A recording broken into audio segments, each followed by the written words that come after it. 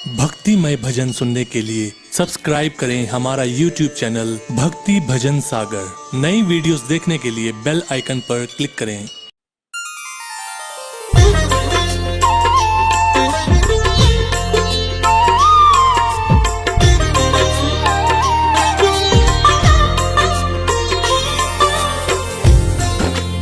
भक्तजनों, कार्तिक माह के शुक्ल पक्ष की 13 को मनाए जाने वाले इस पवित्र पावन धनतेरस त्योहार की आप सभी को ढेरों बधाइयां। पूरे भारतवर्ष में यह त्योहार अत्यंत धूमधाम और हर्षोल्लास के साथ मनाया जाता है। इस दिन लोग नए नए वस्त्र धारण करते हैं। भक्तों, घर द्वारों पर वंदनवार लगाए जाते हैं, परंतु सबसे प्रमुख बात होती है महंगी धातुओं का क्रय करना, अर्थात सोना चांदी इत्यादि को खरीदना। इस दिन महंगी धातुएं खरीदना अत्यंत शुभकारी माना गया है। परंतु यह प्रथा क्यों कर प्रचलित हुई? इस दिन महालक्ष्मी और श्री कुबेर जी का क्यों पूजन किया जाता है?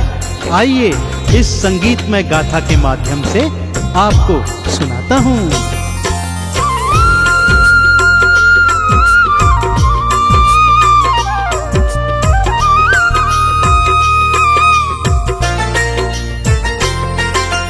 धनतेरस की कथा सुनाऊं,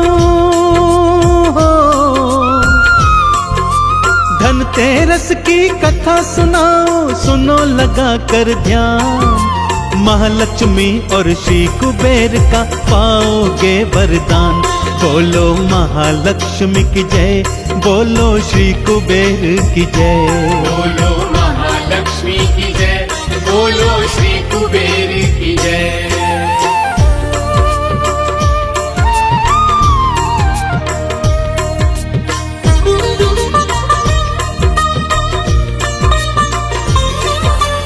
धनतेरस के पावन त्योहार की कथा कुछ इस प्रकार से है। भक्तों, एक बार श्री हरि भगवान विष्णु जी के मन में आया कि क्यों ना मृत्यु लोक की सैर की जाए। यूं ही चलने लगे, माता लक्ष्मी हट पर अड़ गईं कि वो भी उनके साथ आएंगी। श्री हरि विष्णु ने लाख समझाया, परंतु माता न मानी। इसलिए वो माता को लेकर मृत्यु लोक में आ गए। घूमते घूमते हरे भरे खेतों के पास आ गए थे कि तभी श्री हरि भगवान ने कहा, हे प्रिय, तुम्हें दक्षिण दिशा वर्जित है। मैं दक्षिण दिशा को जा रहा हूँ, तुम मेरे पीछे पीछे कदापि मत आना और यहीं पर मेरी प्रतीक्षा करना। यह कहकर श्री हरि दक्षिण दिशा को चले गए। परंतु परम चंचला महालक्ष्मी कहाँ मानने वाली थी। दक्षिण दिशा में हरि के पीछे पीछे चल दी। मार्ग में उन्हें एक गन्ने का खेत दिखाई दिया तो गन्ना तोड़कर खाने लगी। पास ही सरसों का खेत भी था भक्तों, जिसके पीले फूल तोड़कर माता ने अपना श्रृंगार कर लिया। श्री हरि जब लौट कर आए, माता को अपने पीछे आता देखा तो अत्यंत क्रोधित हो गए और क्रोध में माता को श्राप दिया कि जाओ 12 वर्ष तक उसी किसान के यहाँ दासी बनकर रहो जिसके खेतों से तुमने गन्ना और सरसों के फूल चुराए हैं। सारे जगत का पोषण करने वाली माता दासी रूप में किसान के द्वारे पर आ गई। श्री हरि के शाप के कारण दासी रूप बनाया, उस किसान के द्वारे आ गई भक्तों खुद महामाया। उस किसान को दया आ गई, घर पे उन्हें ले आया। घर के सारे काज थी करती, दासी बनी महामाया। रूखा सूखा खाती थी वो, रूखा सूखा खाती थी वो, देती जो धन धान।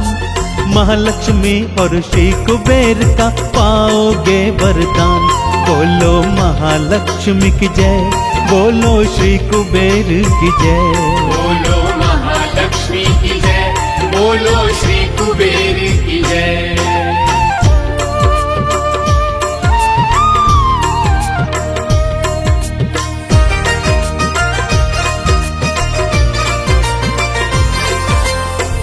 समय का चक्र चलता रहा भक्तों।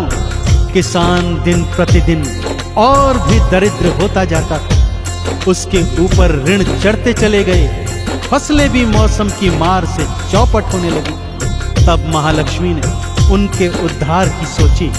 उन्होंने स्वयं की एक माटी की मूर्त बनाई और किसान की पत्नी को उस मूर्ति की विधिवत पूजन अर्चन करने को कहा। जैसे ही किसान की पत्नी ने माता की मूर्ति की पूजन अर्चन शुरू की, माता लक्ष्मी ने उन पर अपनी कृपा दिखानी आरंभ कर दी और धीमे धीमे उनके दिन पलटने आरंभ हो गए। उस किसान की दरिद्रता तो माँ से देखी न जाए।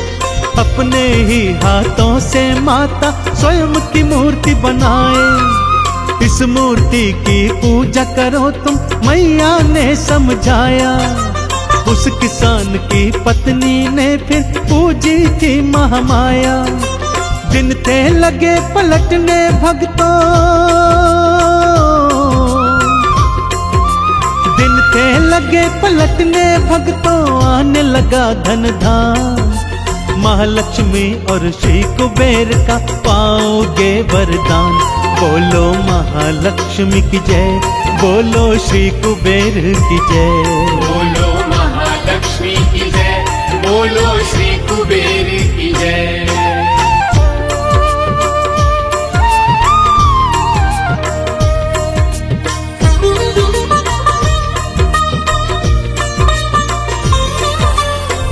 जिस दिन से किसान परिवार ने माता महालक्ष्मी का पूजन आरंभ किया भक्तों, उनके दिन पलटने शुरू हो गए। ऋण माफ होते चले गए, फसलें पहले से दोगुनी चौगुनी उगने लगी और अच्छे भाव पर बाजार में बिकने भी लगी। अब तो माँ लक्ष्मी को वो पुत्री के समान स्नेह करने लगे और सुख से समय व्यतीत करने लगे। परंतु समय का चक्र तो रुकता नहीं है भक्तों। देखते देखते 12 वर्ष समाप्त हो गए और श्री हरि ठीक 12 वर्ष की समाप्ति के पश्चात माता महालक्ष्मी को वापस लेने आ गए। किसान ने जब ये सत्य जाना तो भी वो माता लक्ष्मी को वापस भेजने के लिए आनाकानी करने लगा। श्री हरि ने माता लक्ष्मी ने लाख समझाया, परंतु किसान था कि मानता ही नहीं था। 12 वर्ष बीते तो विष्णु माँ को लेने आए। बोले मेरी पत्नी है ये, उसको थे समझाए। मैया को वापस देने को वो किसान ना माना। मैया मेरे यहाँ रहेगी उस किसान ने ठाना। महालक्ष्मी का एक जगह पर हो, महालक्ष्मी का एक जगह पर नहीं होता स्थान। महालक्ष्मी और श्री कुबेर का पाओगे वरदान। बोलो महालक्ष्मी की जय, बोलो श्री कुबेर की जय। बोलो महालक्ष्मी की जय, बोलो श्री कुबेर की जय।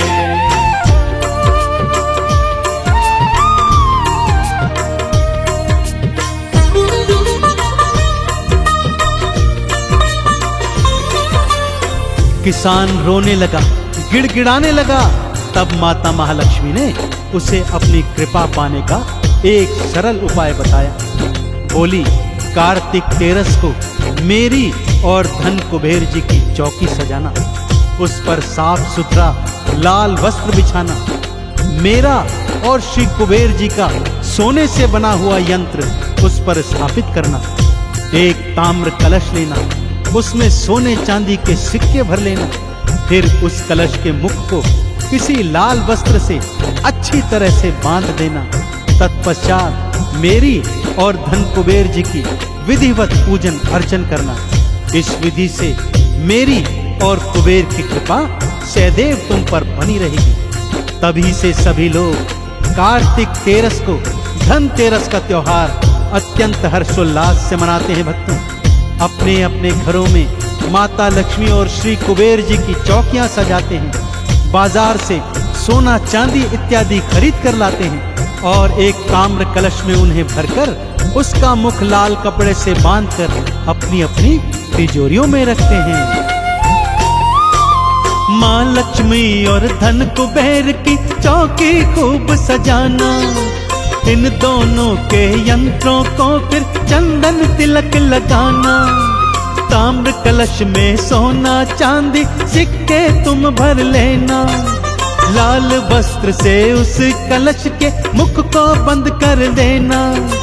लक्ष्मी और कुबेर भरेंगे हो, लक्ष्मी और कुबेर भरेंगे भक्तों सब धन धाम। महालक्ष्मी और श्री कुबेर का पाओगे वरदान। बोलो महालक्ष्मी की जय, बोलो श्री कुबेर की जय। बोलो महालक्ष्मी की जय, बोलो श्री कुबेर की जय।